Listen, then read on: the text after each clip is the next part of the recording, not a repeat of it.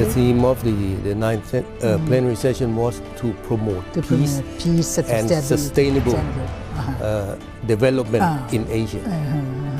Elimination of poverty, the clean water and sanitation, and to cope with the terrorism, to preserve the environment.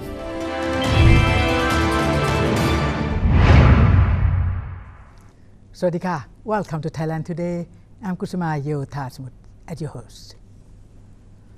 The Second Asian Parliamentary Assembly, or APA, Executive Council meeting, and the 9th APA Plenary APA 9 were recently held in Siem Reap province of Cambodia from November 27 to the 2nd of December 2016. So this event brought together many Asian parliamentarians to exchange views and seek solutions to regional issues. Our guest today is Admiral Amorntep NaBangchang, member of the National Legislative Assembly, who will tell us about the significance of these events and Thailand's role in the region. We are honored to welcome Admiral Amorntep NaBangchang. He's a member of the National Legislative Assembly, or NLA. Swadika. Welcome to Thailand Today program, sir. Thank you very much. Well, today is one of the important days that we are going to talk about the Asian Parliamentary Assembly, which is, this may be a light at the end of the tunnel, if we want to talk about that. So tell me, because, so why do we need to have this kind of meeting? Before going into details, I wish to explain something about the structure of the Asian Parliament Assembly. Yes. 1989 was the beginning of something like this, Asian Parliamentary Assembly for Peace. Is it different from this one? Yeah, well, or it's the same? It's the same, but it's the beginning of APA. There were member countries coming together to talk about peace, to promote peace and prosperity, sustainable development, in Asia. Until 11 years ago, the need to cooperate closer together.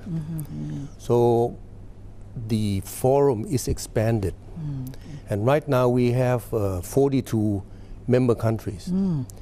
We have 16 observer countries. And we have several observer organizations that come to the plenary session to observe what we talk about, in the meeting. Thailand is the founding member. Founding? Okay. Yes. Together with what? Who are the founding? Nearly approximately 20 members. And then expanded into 42. Yes. And we've been working close together with the APA since then until now. Last year, at the beginning of December, there was the 9th plenary session of the APA in Siem Reap in Cambodia. I was then the head of the Thai representatives. So we were 5 together that we went to Siem Reap to participate in this conference. The structure of the APA is like this. There are 3 standing committees.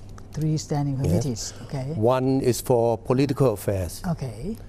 The second one is for economy and sustainable development. Okay. The third one is for the social and cultural affairs. So in each year, there will be at least 3 meetings on each affairs. And then in each meeting, there will be resolutions, be it political resolutions, social and cultural resolutions, or economic. At the end of the year, we come together to the plenary session where we bring all the resolutions together to be approved.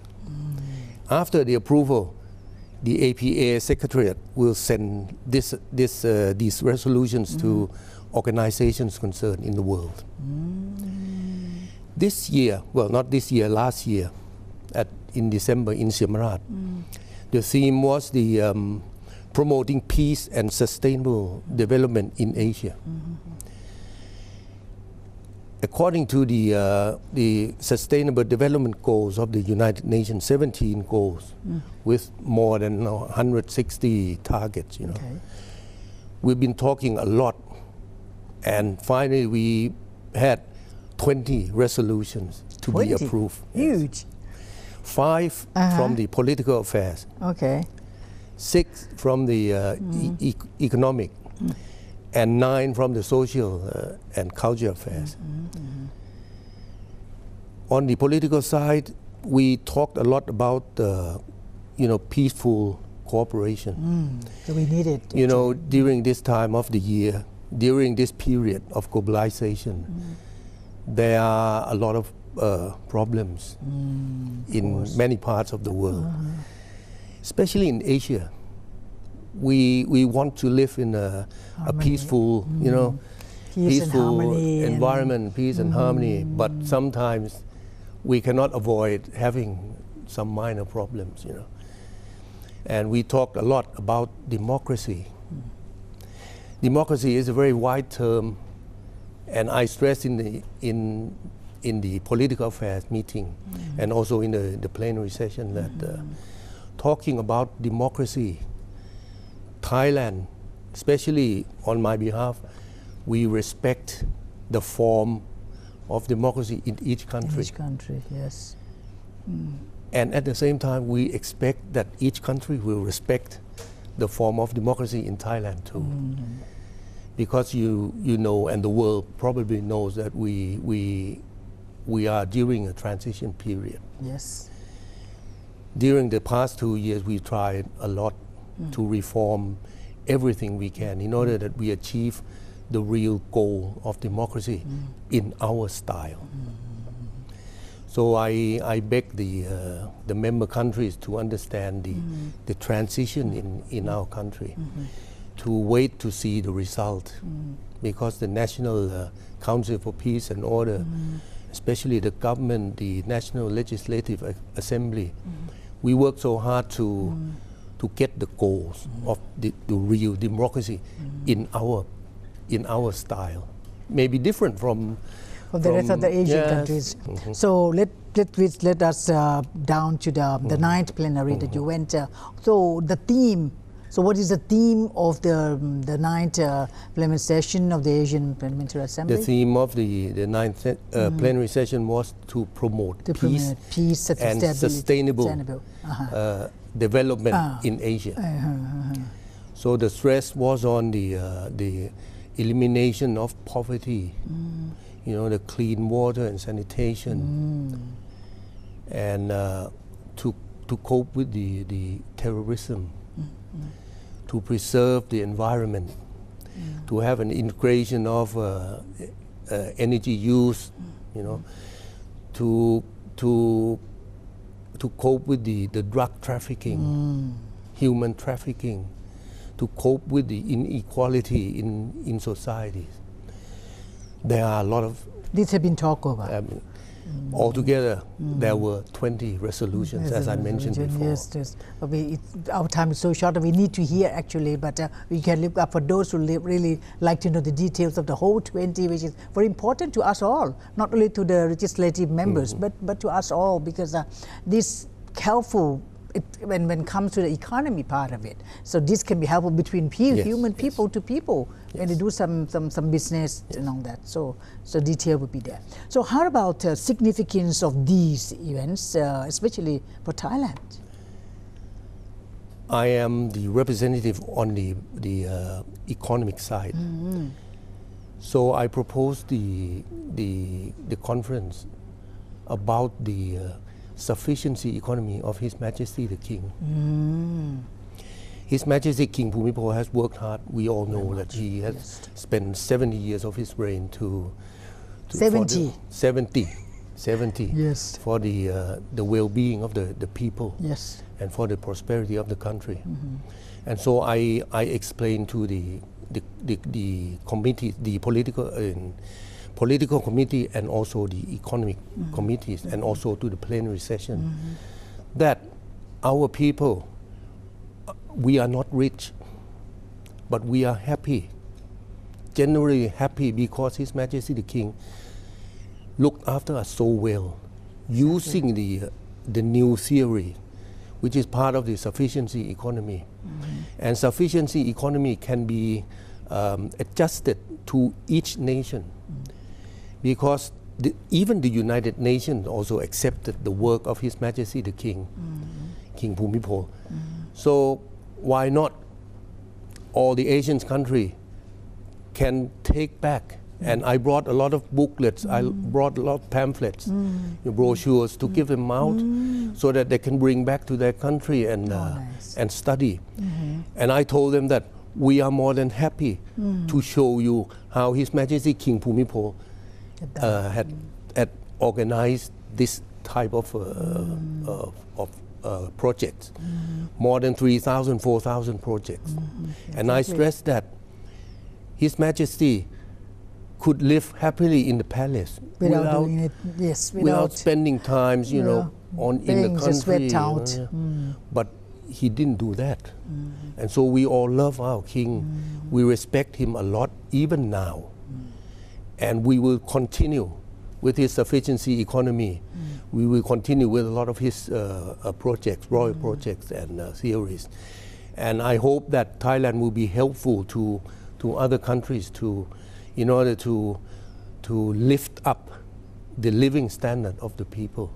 We are grateful to His Majesty the late King Bhumibol, because of and other country also very well known about his tremendous painful actually works that he been sacrifice has been doing, and also many countries like in Laos or something, he also has expanded his wisdom out there also. So what are the current regional issues, when you talk about that, needed during the meetings? There are many country members from the Middle East.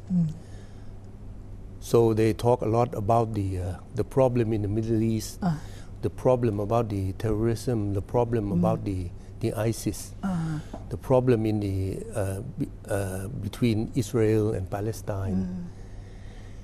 We have our standpoint, because before we go abroad to join any conference, we talk a lot to the Ministry of Foreign Affairs. And we also ask for the policy from our President of the National Legislative Assembly. Okay. So Thailand will not condemn any country or any organization. We condemn the act. And so during the past 2 years that I've been working with APA, I joined the condemnation of the violence of terrorism. We condemn the drug trafficking. We condemn everything, but we don't condemn any country. Any country, whether you go against one another, but we are stand neutral. And I said that we are fully committed to the international commitment, be it the United Nations commitments, be it APA commitments, but we don't condemn anyone. And so the member countries, they understand this standpoint well. Even in the last meeting, in the last plenary session, I stressed that we don't condemn any countries or any organization, but we are committed to work with them all to promote peace and sustainable development in our countries and in Asia as a whole. Some may ask you, you say that, are you joining them with ISIS? Careful of that. Okay, so any significant solution or statement that have been approved by the meeting?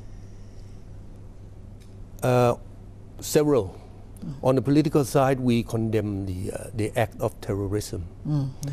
We will join in every measure to counter terrorism, violence acts, violent terrorism acts. Thailand is fully committed. That was one of the most important resolution on the political side. On the economic side, we join hands in creating projects to give the people clean water and sanitation, which is one of the Sustainable Development Goals, one of the 17 goals of the United Nations. And I told them that His Majesty King Bhumipol has worked a lot about the water, the irrigation, so we can give them more information if they need. This is how I promote Thailand to all the friends. We are not rich, we are not clever than anyone, but we have something nice that we can enjoy because His Majesty the King looked after us so well. Yes. I stress this a lot. On the social and cultural affairs, we agree that we have to integrate the communication channel between nations. We have to integrate our efforts to have joint communication and joint ICT work. You know. And also we look after the culture of each country in principle, because there are Muslim countries, there are Buddhist countries, there are several, you know. So we respect every religion, but we try to work together to preserve cultures of each country as a whole. This is our standpoint. How about other countries? They also think the same, do the same like we do? Yes, of course. Because we know each other well. You know, APA members have 2 years term. So during these 2 years, we have been together in many meetings and we know each other well. And not only in the conference room, also outside during the meals, during the break. We talk a lot about all these resolutions and all of us agree because we are here to promote peace and sustainable development.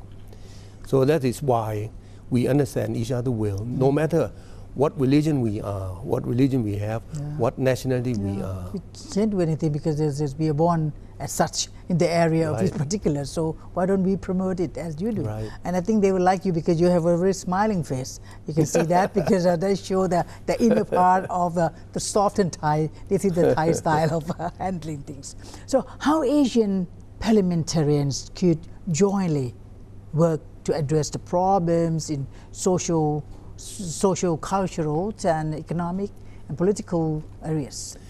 You see, the parliaments are not the executive branch. What we can do is we can talk, we can discuss about important issues in our countries and in Asia as a whole. And then we have resolutions that we approve in the plenary session.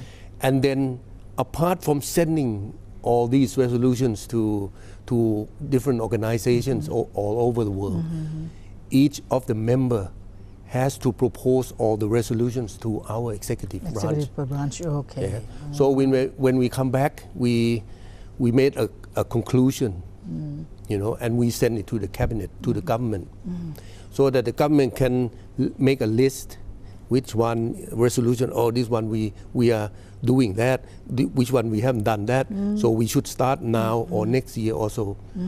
And as the member of the National Legislative Assembly, we have to track whether the government proceed with the resolution or not. They may proceed or they may not proceed because the executive power is by the cabinet, by the government. We assist them and we try our best to implement the resolution into the real action, real projects. This time is the ninth. So before that, I mean, each country, or what? How do the meeting being held? Yeah. The president of the APA will be appointed for 2 years. For 2 years. 2 years. For example, during the 2 years that I've been working here, Cambodia was the president.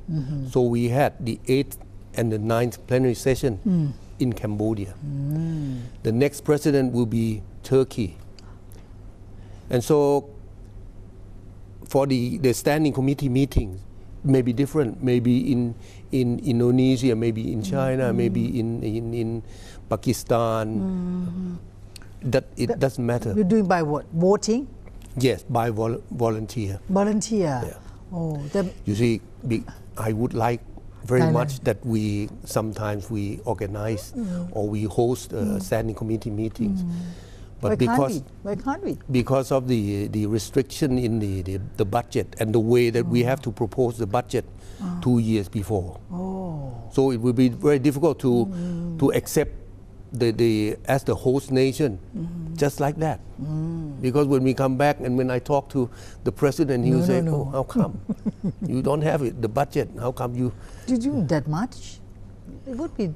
Well, normally the host will take care of the accommodation, take care of the transportation, of the food, of the the place to hold the conference, the and so venue on. and all that. So this is maybe quite a budget, Yeah, well, that will be because I'm not sure because some of the country may nominate actually to choose Thailand because they love to come here. They love to come here. They asked me to organize a standing committee meeting in Phuket, in Pattaya. But I said I'd love to, but I have to ask my boss first. You can change it in a way that contribution being done. We are talking about that. Yeah. We are talking about that because during the past 10 years, 11 years, several countries, not all, have paid for that. So the countries who have paid for that, they ask for some donation. Each one donate something. A little bit here and there. I think it can be done easily because Asian countries, that may including Japan, Korea, and big country. India is also coming up. As I think China is also there. So can be easily. I have a minute for you, and we'd like to hear the wrapping up of your you be as a representative to us. How successful you were? Well, during the past 2 years, I wish to say that Thailand is better known. Thailand is better understood for our transition period, the reforms of everything. His Majesty King Bhumibol is widely accepted. Sufficiency economy of His Majesty King Bhumibol has been accepted by the APA conference, and it's written also in the resolution, which as a Thai, we are very proud that His Majesty the King is widely accepted. And so we have done our best to promote our country. We have done our best to keep good relationship with other parliaments in order that our countries will live peacefully together and sustainably develop together hand in hand with friendship behind as the key of the success. We wish you all the best and continue your great job. Thank you very much. Thank you. We end up our program, but thank you so much to Admiral Amorntep, NaBangchang, member of the National Legislative Assembly in LA. Thank you so much, sir, for being here. Thank you very much. Thank you. Admiral Amorntep, NaBangchang, member of the National Legislative Assembly, thank you so much for being here with us and updated us about the second Asian Parliamentary Assembly Executive Council meeting and the 9th APA plenary in Cambodia. Thank you for watching Thailand Today. I'm Kusuma Yotha Samut. Hope to see you again. Same place, same time. Swadika.